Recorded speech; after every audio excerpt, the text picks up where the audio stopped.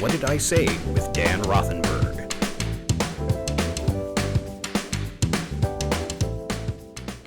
Okay, welcome to What Did I Say? I am really excited for my guest, Richard Halpern. You can find him on coachforparents.com, and he offers parent coaching, counseling, and workshops in the Portland area. And you are also a licensed school counselor for how many years? About 18 years. Wow. Okay. But that includes Washington and Oregon. Though, Dan, before I say anything more about me, thank you for the invite.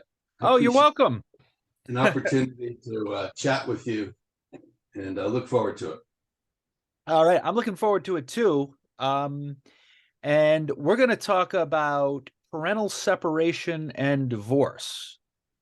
I'm excited for this discussion because it's affected me professionally with a lot of the young people I work with, and personally. I'm a child of divorce. And if we could just begin with, what are some of the common effects of divorce you see occur in children? Well, a lot of those effects haven't changed through the years. Mm-hmm.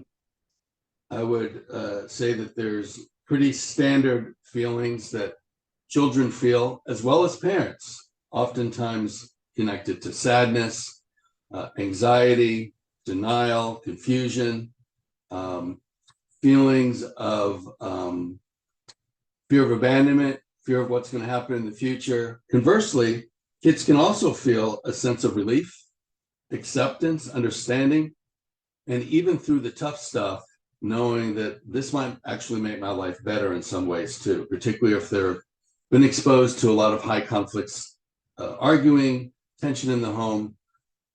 For some children, it offers a sense of a new beginning. You know, it's really good to hear that. In other words, parents, if you're separating, considering divorcing, just because it's going to affect your kids doesn't mean it's the wrong move. Kids are going to feel relief if their children aren't, if their parents aren't fighting. Absolutely. So what I like to share, and I taught parent education for family court here in Portland for a good 9+ years. And what I can say is that divorce in and of itself doesn't harm the kids by itself. What creates the harm for the children are how the parents handle the divorce. Mm-hmm. So obviously, promoting whatever we can as counselors, coaches, therapists to help couples stay together is often an ideal trajectory to aim for. But when that's no longer realistic, or if a relationship simply has moved past being able to partner as married spouses, then I like to encourage co-parents to think of divorce as a challenging shift for everybody, but it doesn't have to be immediately bad for the kids. What makes it bad is when parents handle it poorly. What makes it doable and achievable in a way that children can get through it is how parents handle that particular situation. And that's basically in my work as a counselor coach. I try to make parents, with using the old saying, turn a lemon into lemonade, that it is possible. But it takes work, and it takes commitment, and it takes consistency. And what are some common traps you find parents fall into as they're transitioning from, let's say, husband and wife into co-parents? Well, what I would say, and I work, by the way, just to be fully representative, I work with husband and wives, I work with same-sex couples, I work with parents of all different orientations. So my answer would be just, you might say, across all types. I'd say the main traps that they fall into, and this will repeat, is just to be really, really cognizant that if you say anything in front of your children that badmouths the other parent, that can cause a child to feel guilt or feel like they have to take sides. So helping children first and foremost, to not feel guilt, I'd say would be, to use an old Star Trek term, that'd be the prime directive, is how do we not help our kiddos not feel any responsibility for our adult problems? Helping, as far as your trap questions, I think getting so wrapped up, parents getting so wrapped up in what they're doing that they just forget to pay attention to their kids in just the normal way. I mentioned some of those challenging emotions that children feel, particularly as the divorce becomes obvious to them. And this includes separation too, separation or divorce. And this might manifest in some other ways. There might be, if there's of school age, there might be some academic challenges. They may become less social. Children these days can dive into social media in a way that's unhealthy. And frankly, COVID has made that worse. Both children's and adults' attachment to screens. You might see kids experience some regressive behavior where, for example, even at the, let's say, pre-K, kindergarten, first grade level, some kids might all of a sudden go back to bedwetting again. Something where, without getting into the deep psychology of it for children, where they just revert to a time where they felt more emotionally safe. So I think it's just really important for parents to be holistically aware of everything that's going on in a child's life that may suggest that they're struggling. Mm-hmm. I really like that. Revert emotionally to a younger place where they felt safe. So sometimes kids, especially younger, can't always express what's on their mind or what they're feeling, or the feeling is too sophisticated or too painful. Mm-hmm. If we're separating, is it right to assume there's got to be some grief and loss or trauma going on here with my kid? Yeah, I would say for sure if parents are separating, like I said at the beginning, children will experience grief and loss. And we try to minimalize trauma. In the acumen of a counselor or coach, there is the term adverse childhood experience, and divorce is an adverse childhood experience. It's tough, but there's all sorts of tips, and this is kind of the bread and butter of what I do in my work, or I'll call them even life hacks that help parents remember that the degree to which we can also maintain normalcy in life, even though kids are experiencing this radical disruption, that we can minimalize the effect. But there is an effect. But some tips that I would throw out regarding minimalizing it, please. is just, from the perspective of the child, no matter what the child's age, know that child is saying to the parents, if they could just say, hey, chill out for a second. Let me tell you something. One of the things that would say is, I need you to stay involved in my life. I know my parents are going through all this stuff, but remember to call me or text me. Go to my school plays, go to my soccer games, go out with me, spend some individual time with me. Let's just shoot hoops or go for a hike. Keep me involved. That's super important. And a child might also say, hey, I know you got to divide up all this stuff. I know that's a pain to do it, but please, when it comes to me, your kid or your kids, please agree. I mean, I don't want to hear you arguing about what's right or wrong for me.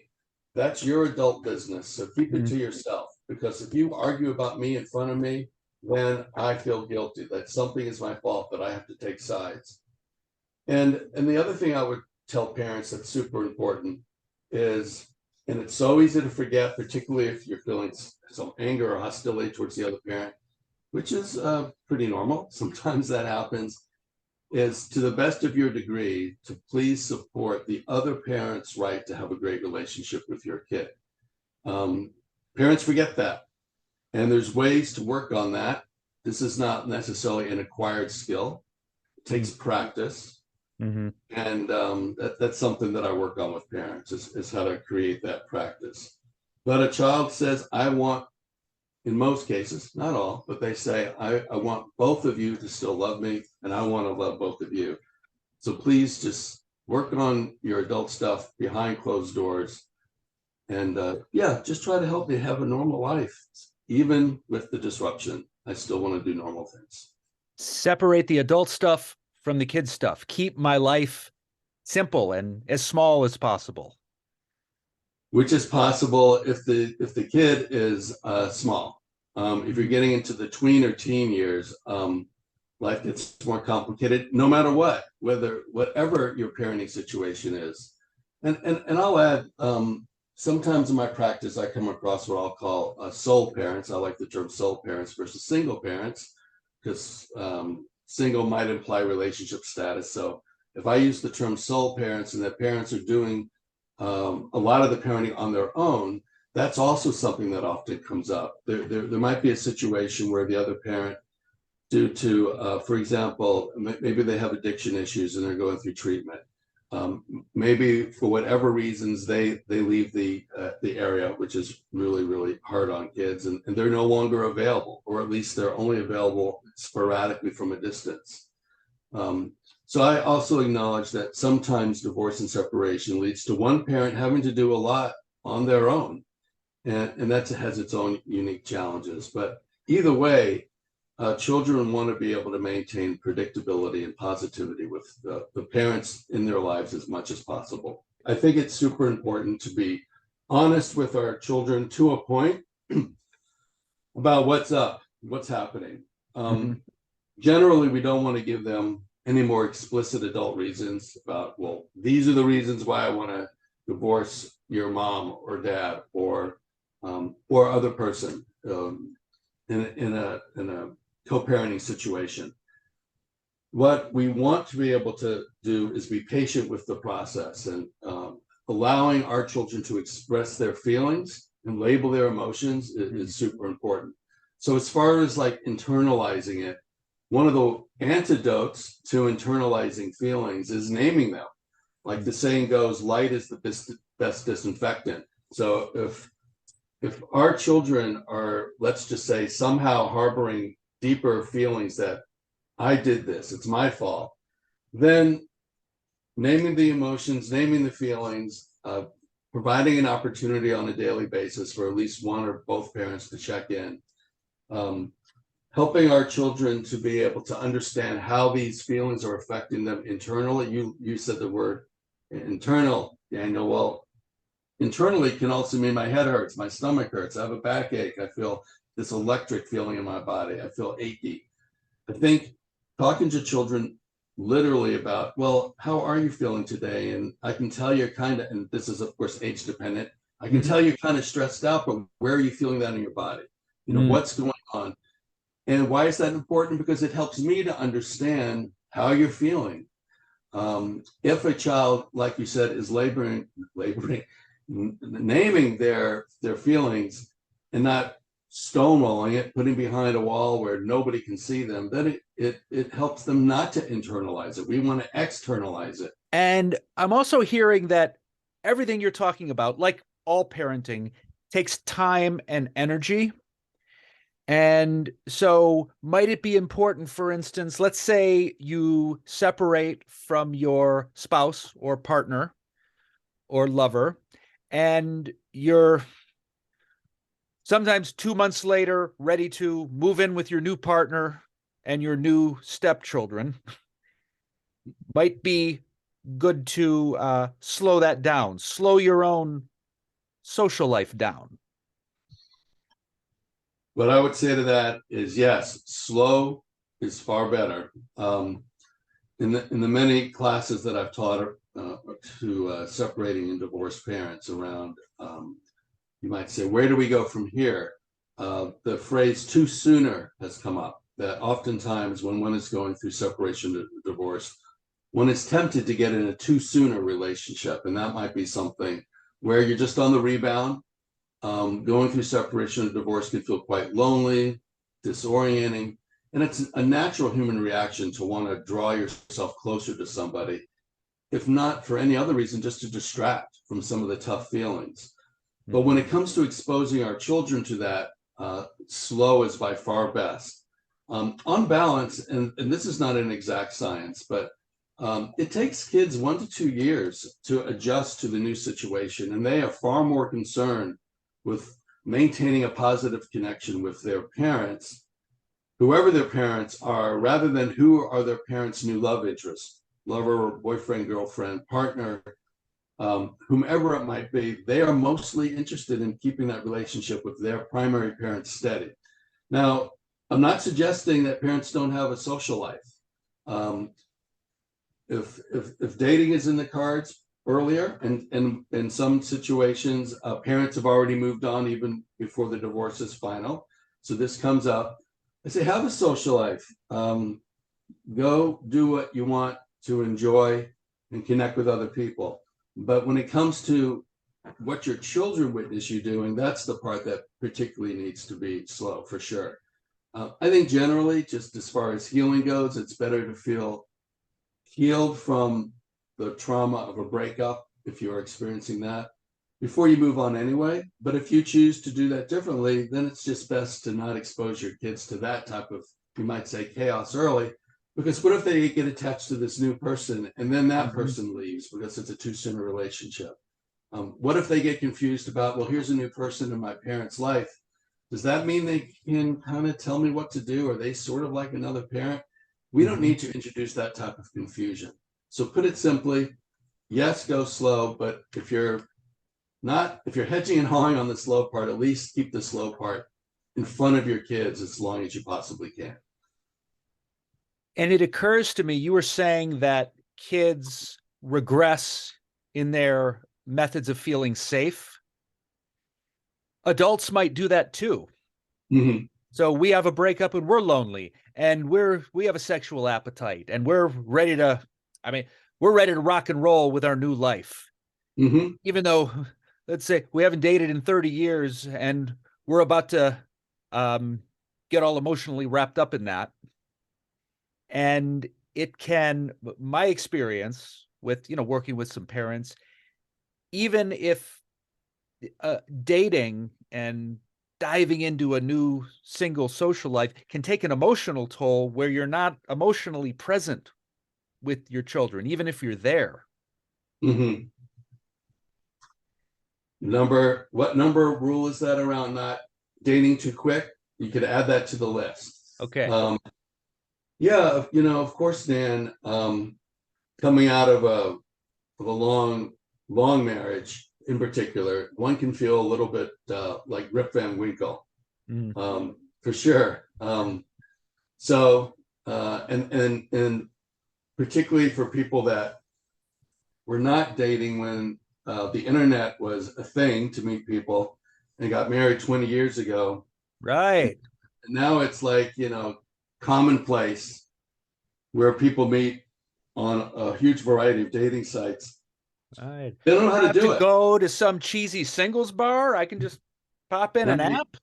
They get to go to a website, and then they struggle with analysis paralysis, where they are faced with so many choices that it's very discombobulating for a lot of people that are first going out there in the dating world. So that's where you talk to dating coaches or your own personal counselor or therapist about how do I ready myself for this brand new world. So it's all on a continuum. But since what we're talking about today is just helping our children not only survive, but I would say ultimately thrive after separation or divorce, it includes just keeping the focus on them as much as you can. And I like to tell co-parents, sometimes when they're going through separation or divorce, they can't imagine, like, I don't want to hang out with that other parent again. There's too much anger. Maybe trust has been broken. And it's really hard to figure. In legal terms, there's what's called a parallel co-parenting situation, which is kind of doing the absolute minimum because parents just are not communicating well. So they figure out how to co-parent in a parallel track with minimal communication. Conversely, on the flip side is cooperative, or I like to say compassionate co-parenting. And that's where you figure out how to work together. So when it comes to what parents can imagine, time, I know it's an oldie saying, but time can heal wounds. And I've seen parents who are just like this far apart and can't even imagine doing anything together for their kids as the divorce process is going on. But then a couple of years later, you figure it out and incrementally work together. Mm-hmm. So maybe you can sit next to each other in the bleachers to watch, your kid's baseball game, or maybe you can go to the schoolway together or the parent-teacher conferences together. So that's what your kids want ultimately, is to be able to approach life's problems still together, even if you live in separate homes. That's the ideal to aim for. But for parents that are struggling, I recognize that right now, if you're not there, don't give up hope that someday you can be. But it might take quite a lot of time to make that true happen. Yeah, and my son was recently bar mitzvahed, and so it was an occasion. My parents got divorced when I was 6, right? Mhm. But it was one of the few occasions where we were all there together. And you know what? I'm 50 years old, and I'm sitting there with both my parents. It warmed my heart. There's something about your parents being together, happy, that is just fundamentally healing. And at the same time, when I get a little sense that I'm in the middle of them, and by the way, mom and dad, if you're listening, you're doing a great job. This is not criticism. It's natural. Every once in a while, they might say something about each other. It makes me feel uncomfortable. Mm-hmm. It's like these rules, it's just kind of fundamental for a child to want to be around harmony with their two parents, which I can't divorce them. That's the thing. That's the difference, between the adult and the child. You are all I got. And speaking of not being able to divorce them, another little life hack, I like to tell parents to try not to call the other parent their ex in front of their kids. We don't want kids to get that image of that person's being X'd out. You will be divorced, you will be former spouses, but you will never, ever not be co-parents together. That changes never. You will always be co-parents in that way. So, yeah, absolutely. To the degree that parents can come together, super important. And I would even take that as far as when you think about, for example, how do I talk to my child about what's going to happen with the other parent? There's a whole, you might say, method of being able to do that in such a manner that does not become more of a trauma for your children to hear it. So you're mentioning doing stuff together. Even when it comes to that day when you first start talking about it, you want to do that together, ideally. And when you do that together, you want to first agree ahead of time, what are we going to say to our kiddo? How are we going to articulate what's happening next? And how are we going to do it in a way that doesn't overwhelm them? So rather than making it this big, gigantic, dramatic talk where your parents want to talk to you tonight, and there's a drum roll, and then you imagine like a spotlight in a dark room, and everybody's focused on the kid. I suggest doing it in bite-sized, digestible pieces. Maybe just the first talk is 10 minutes. And then, as children think about questions, it's better to have digestible bites a few times during the first week you talk about it rather than one big, 2-hour talk. It just helps kids to process stuff, and it gives you a chance to check in with them about how they're feeling. And back to the together part, when you check in with your child about how you're feeling, if that other parent is no longer in the same home, that's where you want to communicate and ask each other several times a week, hey, how are our kiddos doing? How do you think they're reacting? So both parents can share their observations. In doing that, they are together, even if they are apart. Yeah. And it sounds like maybe one way to frame it is if you're separating and now you're co-parents, it's a job change. It's a complete change in your relationship. And I would imagine one of the benefits of separating or divorce is you get to no longer be in this relationship that you don't like. So let's try not to carry it into parenting. Sometimes it's almost as though, like, I'll have friends where I'm thinking this divorce is like it's actually the worst phase of your marriage. Mm-hmm. It's like a really bad residual phase of marriage. And I know it's easier said than done, but we got to stop that. That part's over. Now it's like, if you were at work, we can work effectively with people we don't like. When there's a goal, Mm-hmm. you're gonna put on a presentation.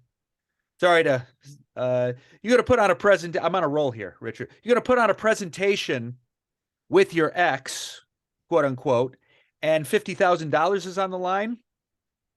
You're gonna pull it off. Well, you could say, and again, I'm just keeping this back to the prime directive. What's best for our kids is, if you need to fake it till you make it, that's okay. When it comes to how we are interacting with our children in front of our children, the highest risk time when it comes to establishing that new life and dealing with tension is during the transfer, when we pass our children from one parent to the other.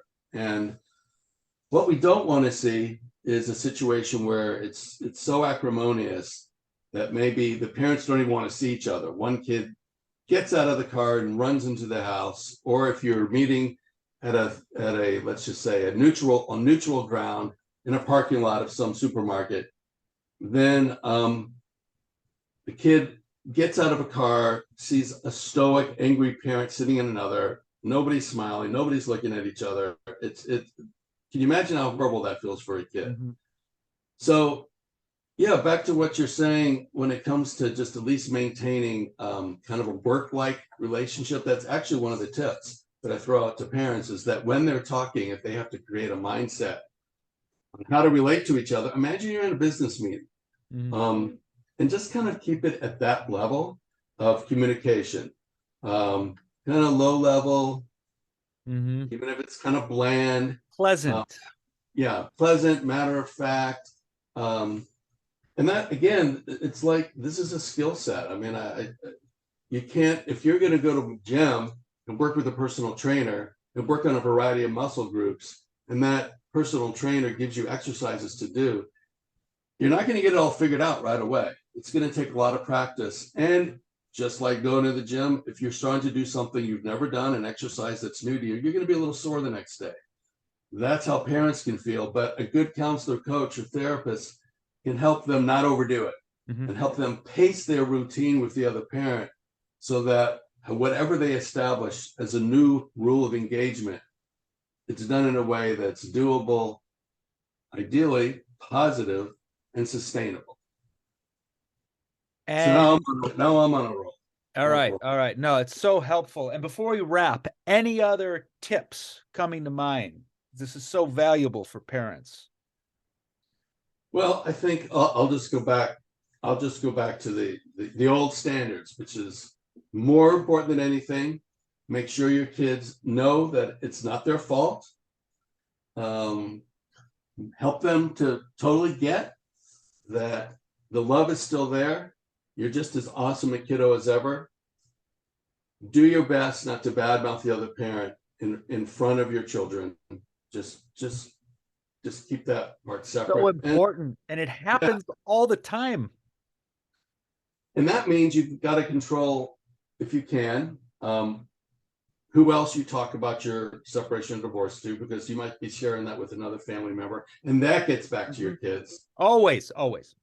So that's where you want to find a good counselor, coach, therapist to work with if you're having issues around that, to help them help you to self-regulate. And then just the three other tips would be: help them to label their emotions. We already talked about that. to the best of your ability, try to keep it calm, because if this is already activating for our children. So if we can model calm, at least when we're with our kids, if we need to go hit a punching bag at the gym or go for a 10-mile run or go vent with another friend at some other time, go for it. You need to vent. We need to get it out. But in front of our kids, try to maintain calm. And just back to saying you love them a lot. Just let them know that no matter what happens, we're here for you. I love you. These particular attributes of being a caring, loving, awesome parent will not go away. You might live in a different house, but my love for you will not be different. It will go on and on the way that it has been your entire life. And getting back to what you said in the beginning, if we can do those things, then we can all enjoy the benefits of separation, which is more harmony. Ideally, yes. And I just remember one last little tip. I know here in Portland, and I can tell you this from my time working, teaching through family court. I want to say a lot of positive things about mediation. Ideally, if you can work with a mediator and avoid going before a judge in court, it will save you not only tons of money, but it ensures a more compassionate, holistic process. I know that's not possible in every situation, but if you're dealing with, for example, custody issues or parenting plan development here in Multnomah County, Portland, but this you can check out your jurisdiction. They offer free mediation for parents that are wanting to work on those issues. Now, other professional mediators outside the court might help with division of finances, all that stuff. But when it comes to your kids, that's where you can get free mediation. And I know they do that in Clackamas County as well. But in other states, basically taking a class around how to help children cope with family change, for example, it's required in a lot of states. So I would encourage you, before you reach out to any attorneys right away, check with your jurisdiction's mediation offerings, because mediation is a great way, if you can co-create, co-plan with another parent and a mediator. It's just a great way to keep things simpler and save tens of thousands of dollars and actually get through the process in a way that's not quite as bumpy a ride. So I wanted to throw out a pitch for mediators. They're really important in the process. Yeah, that's really helpful for anyone local to Portland and Oregon, and check out in your own state, wherever you are, resources for mediation, because that's a whole other episode, lawyers and the money spent on that. Well, yes, that would be a session with a lawyer. I work on the front lines with Right. The emotions and the positive co-parenting. But yeah, that's actually probably a really valuable topic to talk about too. Richard, thank you so much. Is there anything else? Let us know how to find you. Coachforparents.com, COACH, that's numerical 4, number 4, not spelled out, parents.com. You can just go to my website, and I offer a free 30-minute consult for anybody that wants to know what I do and for us to decide if we'd make a good team working together. So yeah, just click on my website, schedule a free session, and we'll take it from there. But Daniel, hey, I really appreciate the invite. It was a pleasure to talk to you. Oh, thank you. This was amazing, and I'll make sure all your information, for those of you listening or watching, just look at the description of the episode. I'll have Richard's information, including his website, so you can book a free consultation. And thanks so much, Richard. Hey, it was my pleasure. I really appreciate it. Enjoyed it. Okay, we'll talk to you again.